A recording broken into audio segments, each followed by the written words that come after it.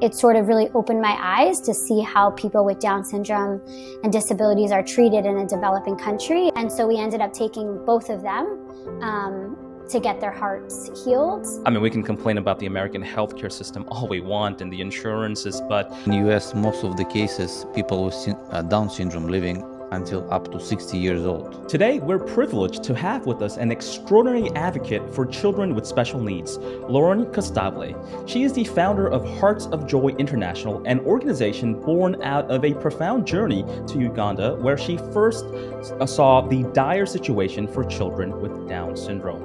Determined to change their lives, Lauren, a passionate speaker, counselor, and educator, has since focused on providing these children with much-needed cardiac treatment, challenging prejudices, and enlightening communities worldwide about Down syndrome and heart defects. Lauren's work redefines dedication and resilience, and it all springs from her unshakable belief that every child deserves a happy and healthy life, regardless of where they are born or their life circumstances. Basically, it's a hole or multiple holes in the heart, in different areas of the heart. And the doctors literally told me, like, she won't live to see her 10th birthday. If she didn't come in for her heart surgery, they would have never found the cancer. Gives a much more impact, and an everlasting impact is just helping others. The average lifespan, if they're inoperable, is between 5 to 10 years old.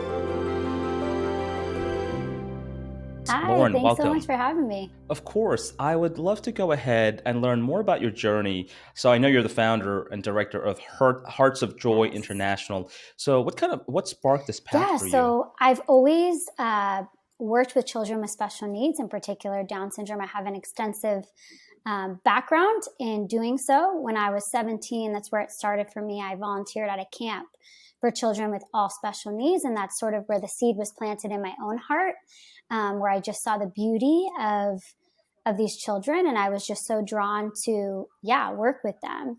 And then I worked at an adult day program for some time, which I really enjoyed. I studied recreational therapy in college, so music, dance, art therapy. I say it's all the fun stuff.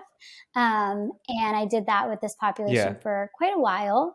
And then in 2017, I went to Uganda for the first time, and it sort of really opened my eyes to see how people with Down syndrome and disabilities are treated in a developing country. And I just was really shocked at what I saw. And we can get more into it, but that was sort of where I just said, okay, something needs to change here. And I'm crazy enough to want to change it. Yeah.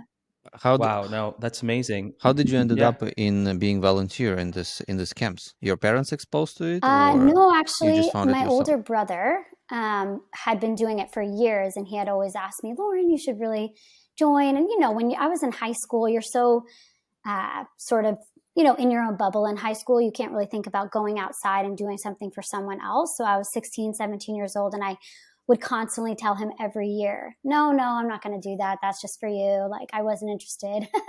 And then when I graduated, I said, okay, maybe I'll try this, maybe something different. I'm going to college now. And it literally changed my life. And just really opened my eyes to this whole new population of people that are just so incredible and amazing. And it literally changed the whole trajectory of my life. This podcast is sponsored by ArgoPrep, an award-winning edtech company serving over 1 million students nationwide. We understand that as parents, you want to ensure that your child receives the best education possible. Say hello to ArgoPrep. With over 15 plus educational awards earned in just the past year, ArgoPrep's platform offers your child video lessons, quizzes, drills, printable worksheets, and more. Best of all, your ArgoPrep subscription comes included with 4 comprehensive digital workbooks that cover all 4 subjects: math, ELA, science, and social studies. Visit ArgoPrep.com today and start your free trial.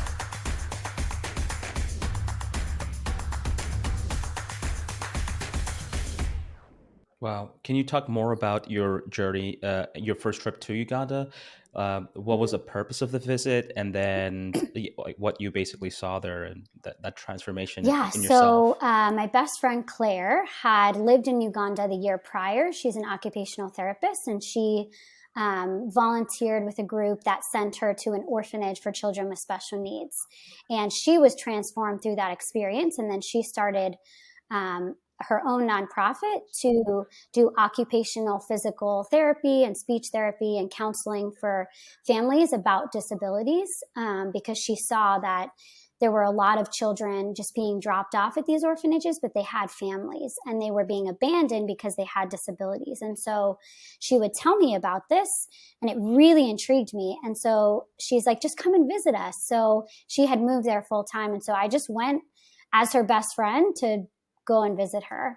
And so I stayed there for about a month and I worked in the center with her, doing music and art and all these things with the kids.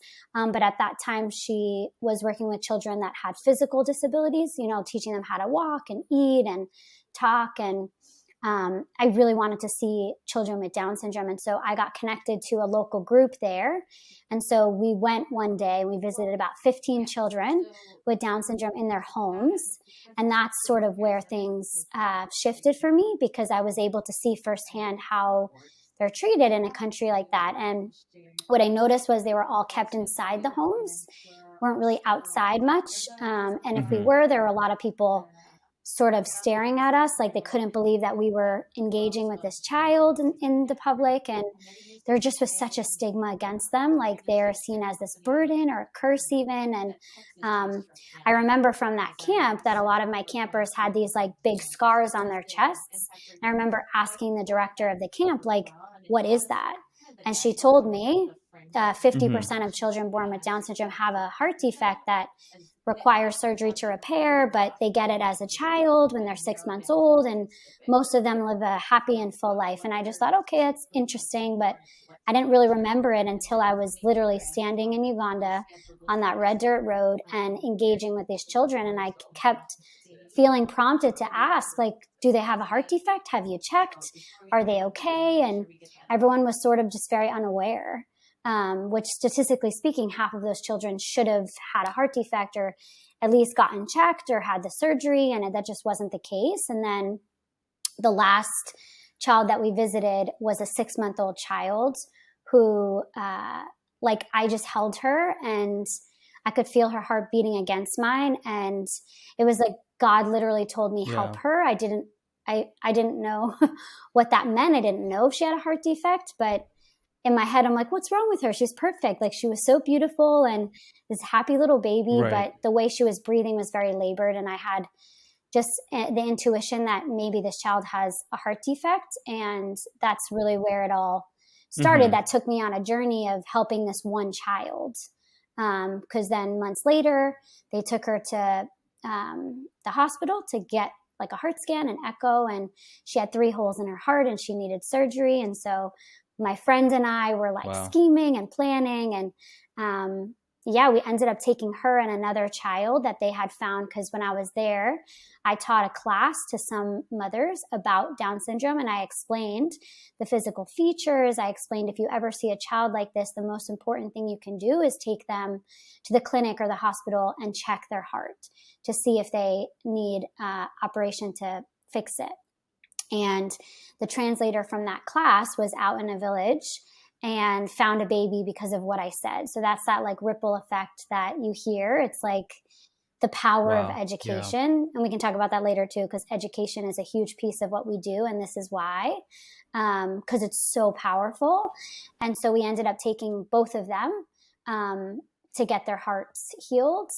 And that just, was really transformative for me, because I was able to sort of move through the whole process of what that looks like. I didn't even know I was going to start an organization after this. I just thought I was helping these 2 girls. But at the end of the day, we learned that they're not prioritizing the healthcare system. So they were on the list in Uganda, then they were taken off the list because they were high risk and had Down syndrome. And so there's a lot of prejudices against these children. And I mean, I'm Italian, I'm very stubborn, and for now it's used in a good way for these kids to advocate for them, but I just couldn't accept that. I said, it's not their fault that they're born in a country that doesn't understand them, that I know better, so I'm going to dedicate my life to fighting for them, to get the access to like this very basic care that we get no problem here in the United States.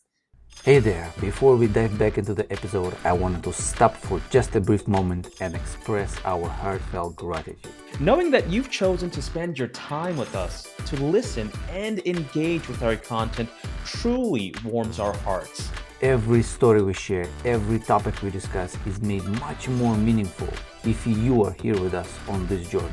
If you found value in what you've heard so far and you're excited as we are about the episodes to come, we'd be so honored if you'd hit that subscribe button. It not only ensures you stay informed of all of our new content, but it also supports us in continuing to create and share. From all of us here, a sincere thank you. Now, without further ado, let's get back to the episode.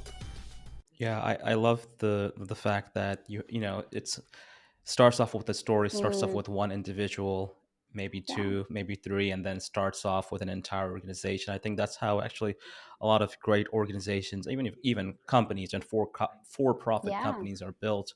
But I want to learn a little bit more about Uganda itself. So, do the parents and families have to pay out-of-pocket costs for the surgery to happen, or is this covered? But even if it's covered, you were alluding to the issues, which is they get on a list. Sure. Some of them, get off, and it's just a never-ending cycle. So, what exactly does that look like? Are families burdened financially? Yeah. So most families cannot afford the cost of the operation. It's probably 10 times what they make in a month.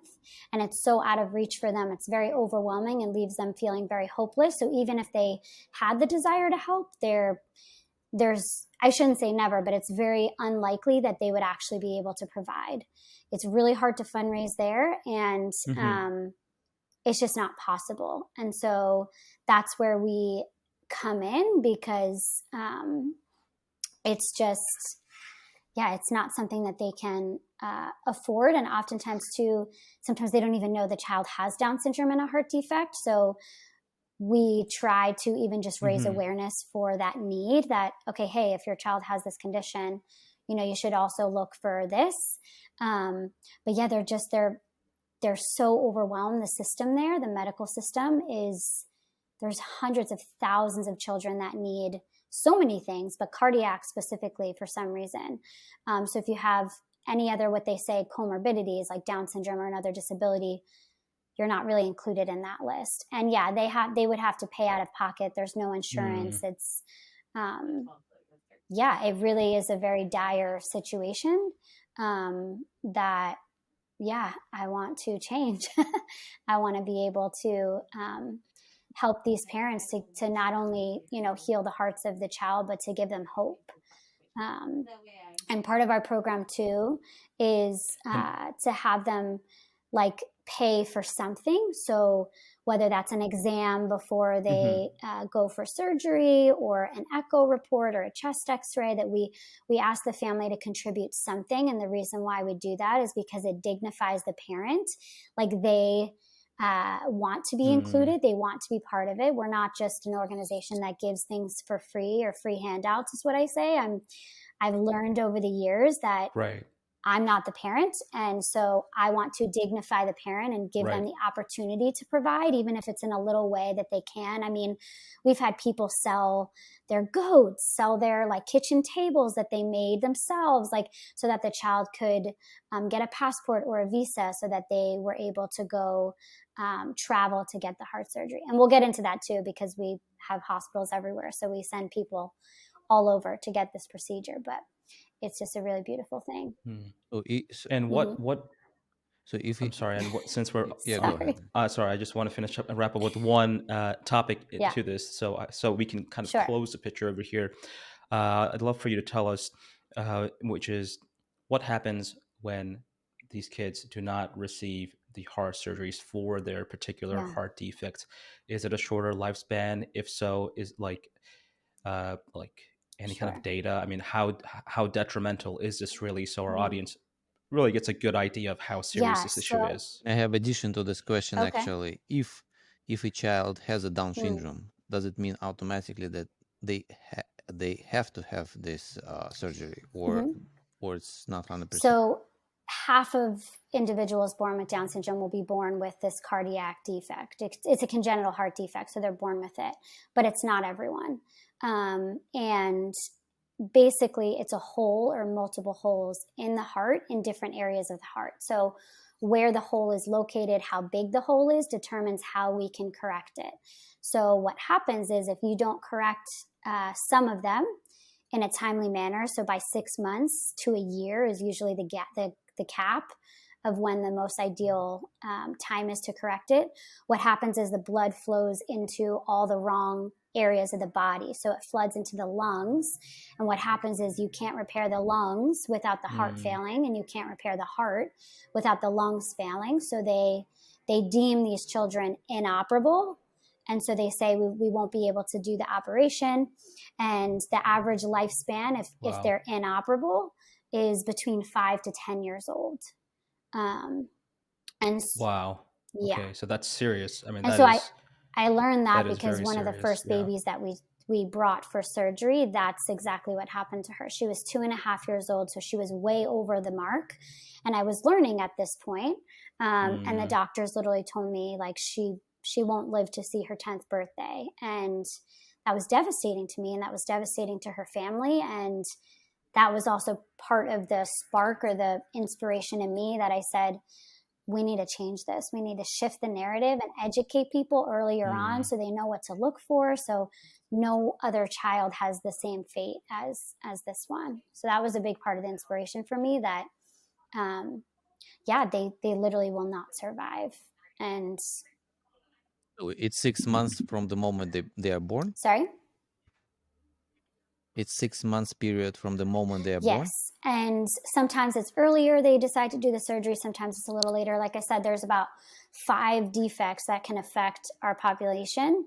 And they're all different because of where the hole is located or how big the hole is. So we do several different types of operations. So there's something called PDA, where the hole is located in a different area and it's smaller usually. So we're able to go in through like a catheter procedure in the child's groin, and it looks like a little straw. It's the most amazing thing ever.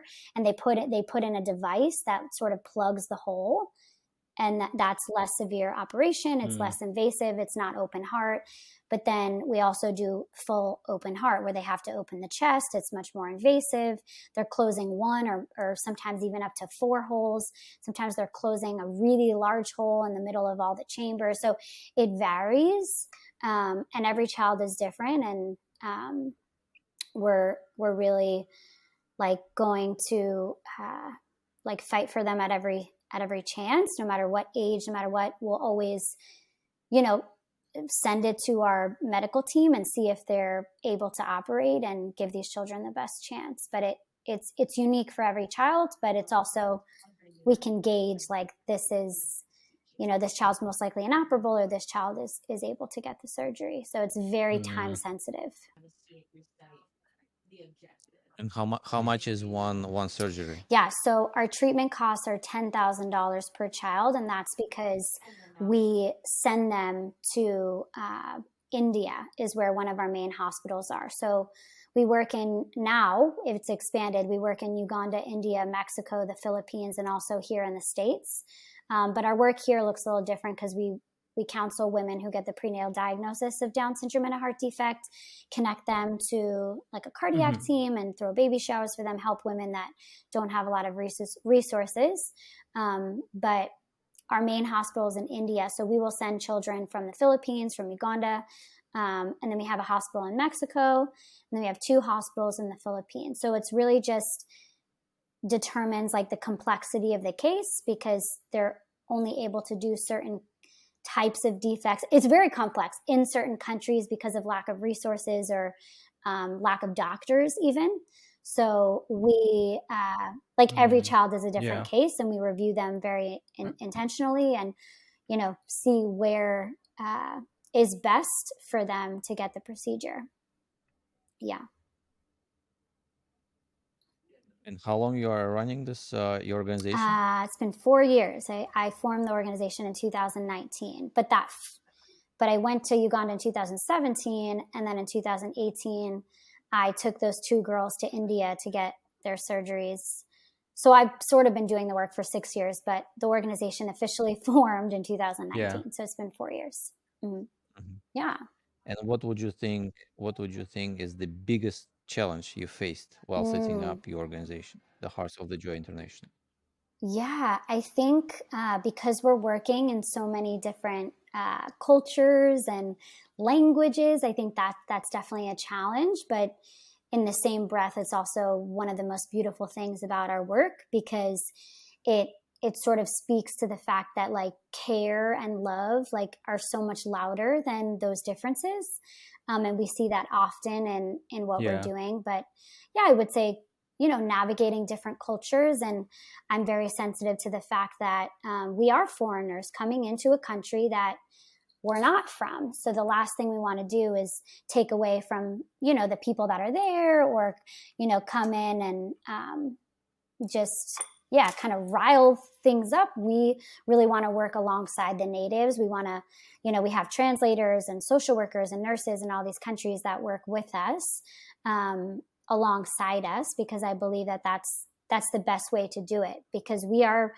coming in, we're not from these areas, and we're also revealing something that these people have never heard. They don't know that children with Right. Down syndrome are a gift, that they're not a burden, that they're not a curse. You know, we tell them it's not contagious. These are things that are very foreign to them. They've never heard. Right. So we want to build trust in relationships with our families. And the way we do that is through hiring the natives who know the culture, know the language, and know how to communicate. And we're sort of like the connector. That's what I like to say. But our team works very well. Like we have a small American team that physically goes to these countries. Like I travel all the time, and I'm always with these people, because I think that that relationship is where the transformation happens. That's where hearts are changed, and parents can really see like we mean what we say, because we're there standing next to you, you know, supporting you during this, and helping to build parents up as advocates. And how many kids have you already helped? Yeah, so since we started in 2019, we've healed the hearts of 56 children around the world. And yeah, and right Wow. now we're preparing for a child to get her surgery actually tomorrow in the Philippines. And then we have 4 other children that are in progress right now to go to India to get their surgeries in June and in July. So it's kind of a revolving door, never Wow. ending. We That's always have kids coming and going, and yeah. Thank that's you. incredible. I mean, even to help Mm, one child, you know, it's the amount of mm, satisfaction that it must bring. I mean, this is such an important problem thank that you're you. tackling. I'm assuming that in the United States, this is not really of an Mm, issue at all, right? Because I mean, we can complain about the sure, American sure. healthcare system all we Yeah, want and the insurances, but here, as soon as we know, or as soon as the doctors know, or your OBGYN right, or your team right, know that, you know, you are going to have a child that right. has Down syndrome, trisomy 21, they will be running Mm, all sorts of tests before birth and right, after birth, and of course, I'm sure they do a very good job checking the cardiac health. So this is not so much of an right, American problem, but these problems that are perhaps isolated in right. much poorer countries. Is Yeah. that correct? No, I mean Or here, yeah, no? we have healthcare, we have education, we have doctors who know that there's an association between Down syndrome and the heart defect, so they're looking for things, they know what to look for.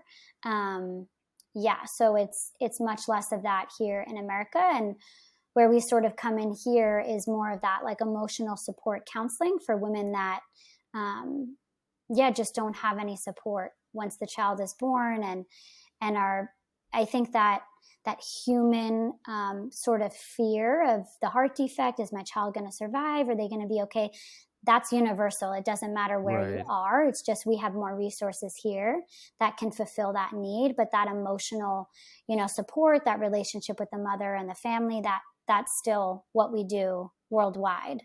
um, it just looks a little Yeah. different in every Which is country.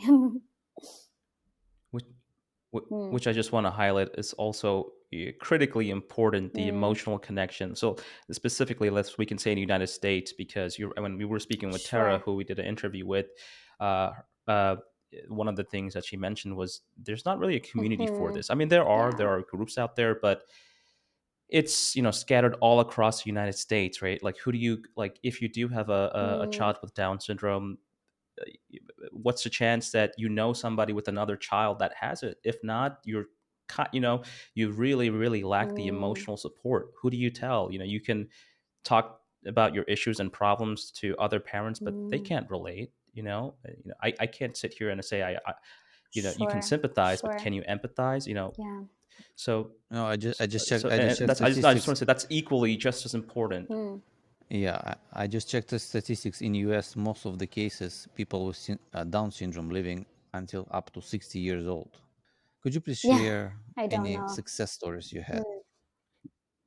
Mm. Mm-hmm.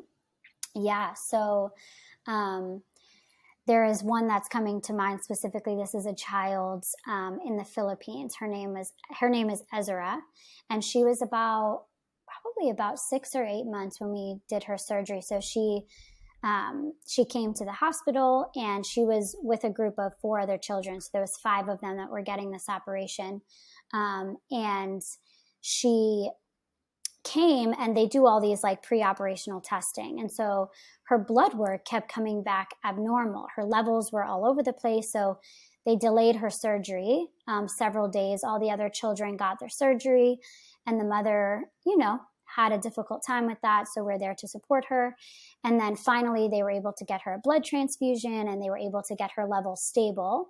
They did the procedure, but then afterwards it was still showing abnormal, so we're like, what's going on here? So they're doing further testing. And then we find out that she has leukemia. So that's also very common, as you know from your Wow. interview with Tara, that Yeah. this affects our population as well. And so that was devastating news Right. for this mom, for us trying to navigate this, because it's outside of what we do with Hearts of Joy. Um, those doctors told us that if she didn't come in for her heart surgery, they would have never found the cancer. And if they didn't correct her heart when they did, she would Hmm. have never beat the cancer, because she beat it. She is in remission. She went Wow. through like years of chemotherapy and she's doing amazing. She's 6 years old. Like it was such a miracle. But that's sort of the reality of these cases. It's not always, exactly what we want or the outcome that we're looking for, but it's such an incredible miracle every time it happens. And that one specifically always stands out to me, because like, wow, if if we didn't intervene when we did, like she may have never known that she had cancer. It may have been too late, but we were able to fix her heart at just the right time for her to be able to, yeah, That's an thrive. amazing And story. she's an incredible little girl. Yeah, she's amazing. That's an amazing story. And I imagine you keep connected with Yes. the families Yeah, that you've helped across the years. And I can't imagine I 10 know. years from now or 15 years from now or Yeah. 20 years from now when the children are going to reach Eh, out to you. I can't imagine the amount of mm, gratitude or emotions that you're going to feel. I mean, that must be one of the best feelings in the yeah, it's one entire of my world. favorite things to see So them growing that's up, and the parents, yeah. still contacting us. They're riding a bike now. They're learning to walk. They're doing all these things. It's just Yeah. like so, yeah. It's hard to put into words, but it's just so incredible. So I want to talk a little bit more Hmm. about the education aspect. So obviously, you provide funding for surgeries. Mm, You're flying them out to a couple of locations, but your main location or one of the hmm. hospitals is in India. So let's talk about the education aspect. Why is education needed? I know we talked briefly about it Mm, earlier on, and what I mean, education is very important, especially educating about a particular problem mm, like this. Uh, what are you doing in terms of education, and what have you seen any positive impact so far by educating communities? Are you seeing a greater number of parents that have hmm. kids with Down syndromes taking their children into clinics and then being diagnosed with actually a heart defect and and them getting Yeah, it corrected? so we are educating parents, families in all these countries through actual educational courses, but also going into the clinics and the hospitals and, giving them our pamphlets and explaining to the doctors as well. This is what we do. So if you ever have a child that comes in that has this particular need, like please refer to us. And it's a lot of word of mouth, that ripple effect that I was sharing about, because education is power. And these people are hungry for it. They want to know the truth. They want to be able to help their child. They need that little push to be able to do so. So that's also our job. We Yeah. give that little push that, hey, we're here and we're willing to help you. And, but it's really just like that lack of resources or that lack of awareness that we're trying to come in and help in being able to explain in this way. And also we have a very extensive sort of educational process that the parents go through where, there's multiple steps between that first interaction with someone when they're referred to us. We do like a home visit where we, it's a very delicate thing, that diagnosis. So we do it in a very sensitive and intentional way. So that the parents are able to digest, and even like there's this grieving process that they need to grieve. Okay, this child is not what I was planning for, but we try to make them see, but although it's different, it's still such a beautiful gift. And this child is going to teach you something that you would have never learned from any other child. And they're going to bless your life. And it's the way in which you give that information that is just very important and can really change the trajectory of the child's life, because then it changes the heart of the parents caring for them. And that's what we're trying to do. And so it's been so cool, because in Uganda specifically, like I said, they're not really a part of the community. They don't take them out. There's a lot of shame associated with it there. So they sort of keep them in the home and they don't really go to school because there's no education like available to them.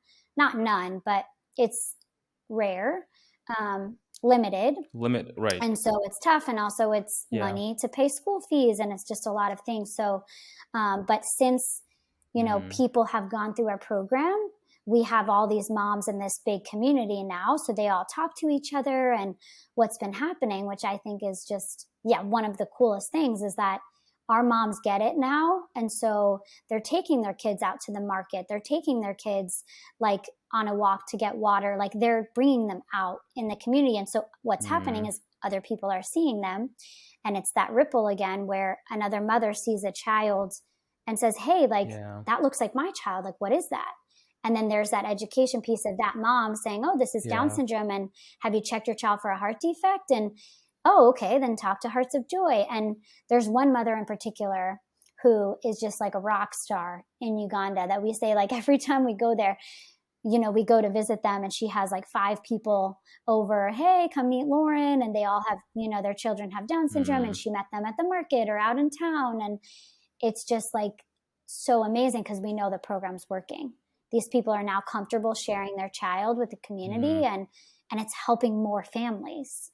I mean, just the child that we have that's going to India in July from Uganda was a referral from this mom.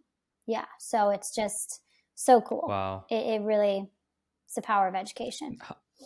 And how does the partnerships look like? So you're partnering up obviously with hospitals, let's say specifically in India. How exactly is Hearts of Joy International?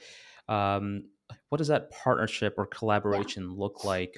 I'm assuming you're funding the surgeries, right? You're also, are you accommodating the transportation, travel of the student? What does that partnership look like? So we're basically providing everything for the family to be able to get this operation. So that's including passports, visas, transportation, food, accommodations, the surgery, the whole thing, because you really can't do one without the other.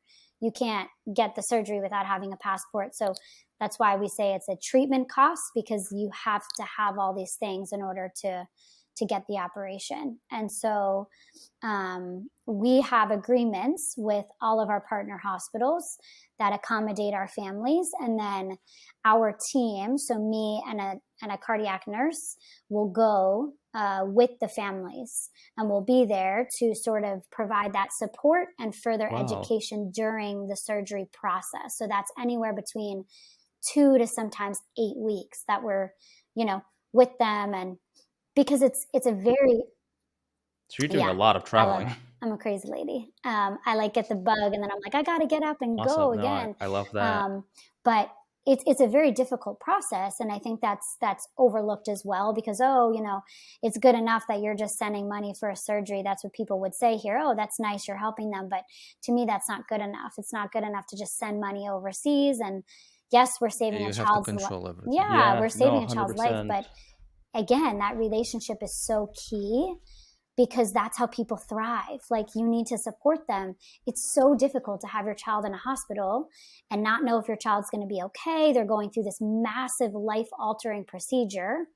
You need support. Like any human being, it doesn't matter what your financial situation is, what country you live in. It doesn't matter. Just on a human level, you need to be able to have support in order to cope with the situation. And so that's also where we come in providing that support for these moms, because they're also coming from cultures that are very male dominated. And so they're really alone and isolated in a lot of what they encounter and deal with. And so we're very intentional about that.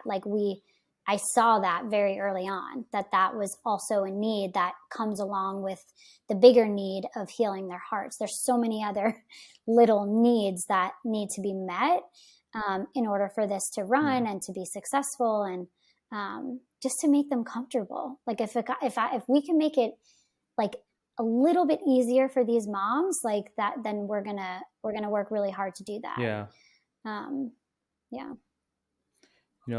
I love what you said, especially about you just don't want to send money.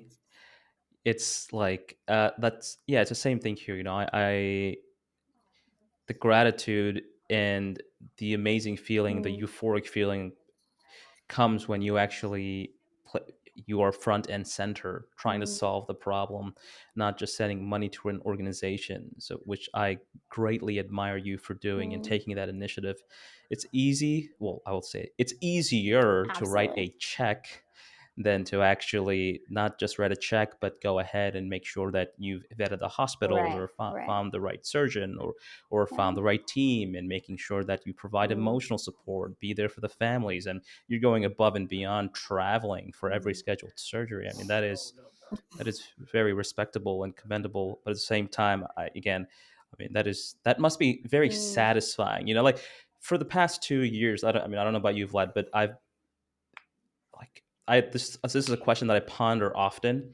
How do I feel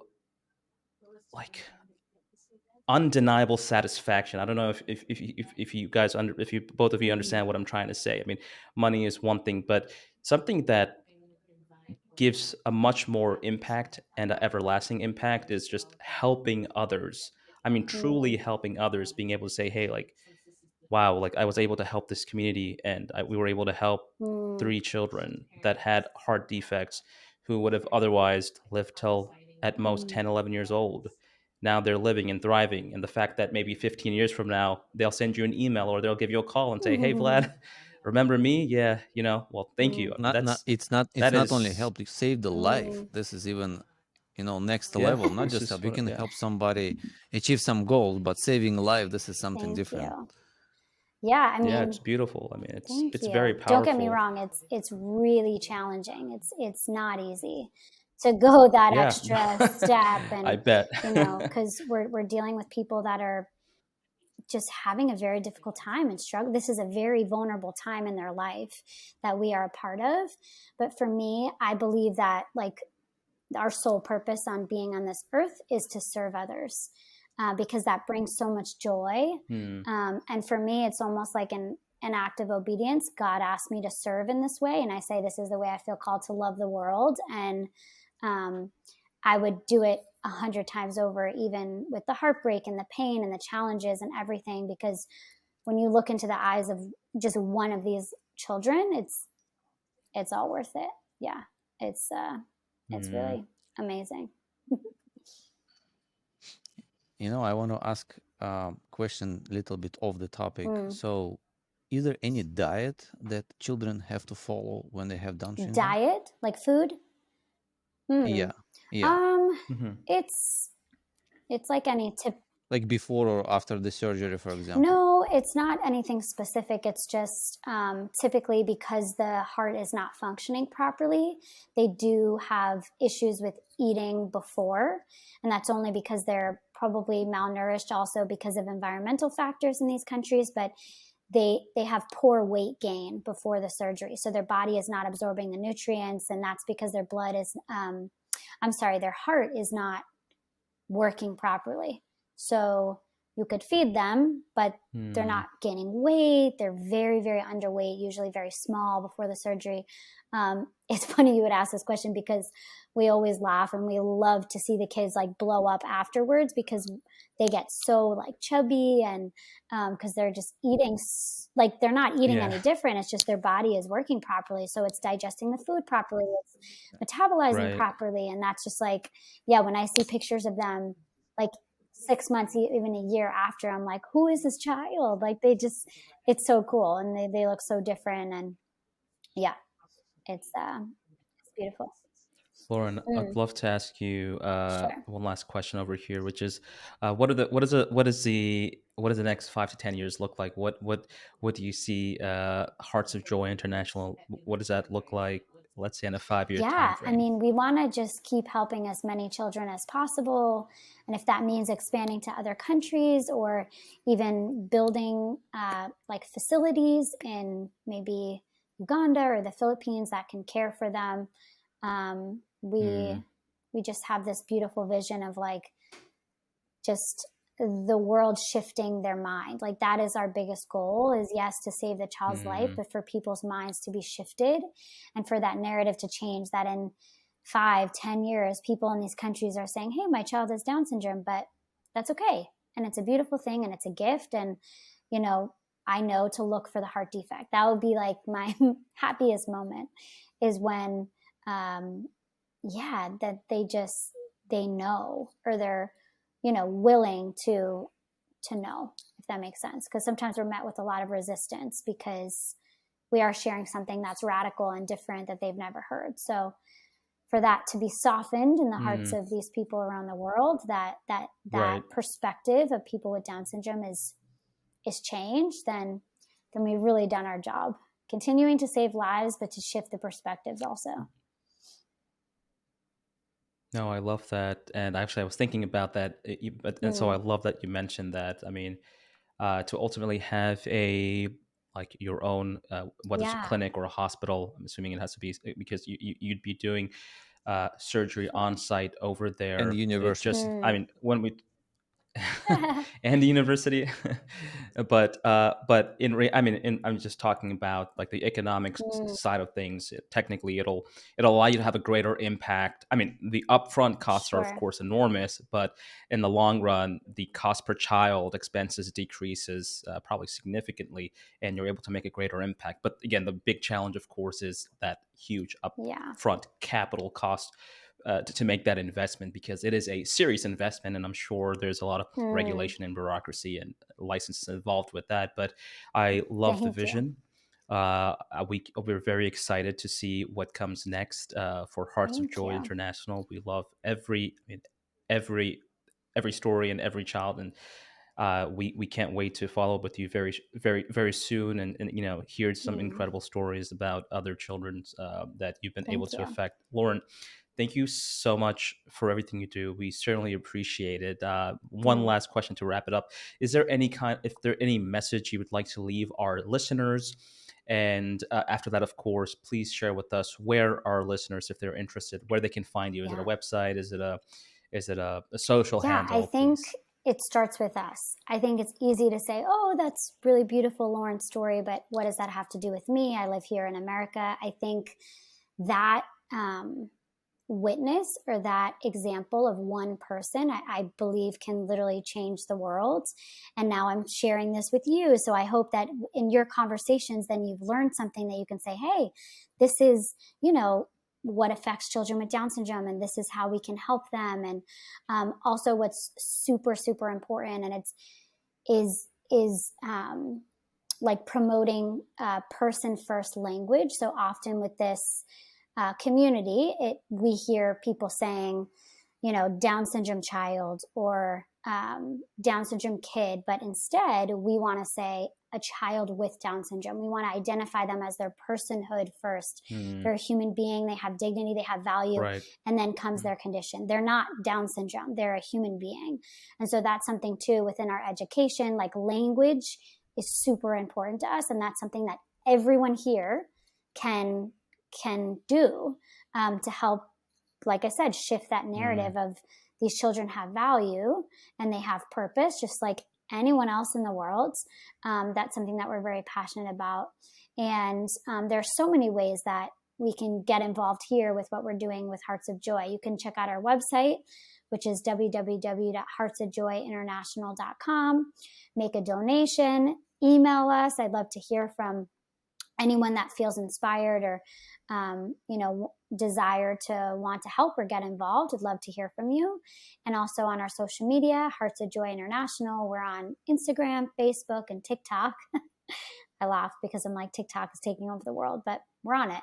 I'm still trying to figure out how to work it, but anyway, aging myself. But yeah, I think it's cliche to say that it takes a village to do this work, but it does. And yes, I'm physically present with the families and I'm physically going and doing the hands-on work, but I can't do it without the generosity of donors and people here that lend a helping hand in the ways that they feel called to do so. So it's this beautiful community of everyone helping. And that's super encouraging to me too, because when I started this, it made sense for me. I knew why God was asking me to do this, but it's so encouraging and just blows my mind every time that someone else reaches out or says, hey, I want to be a part of this. Or even you guys having me here on the podcast is just really so, amazing. And this is how we're going to change the narrative. This is how we're going to shift perspectives. It's exactly what we're doing today. So thank you for doing your part and saying yes and having me on here today too. So thanks. Of course, and thank you. No, thank you, Yeah. Lauren. It was an absolute pleasure getting to speak with you today. We look forward to staying in touch with you. Yeah, you too. It was awesome. Thank you.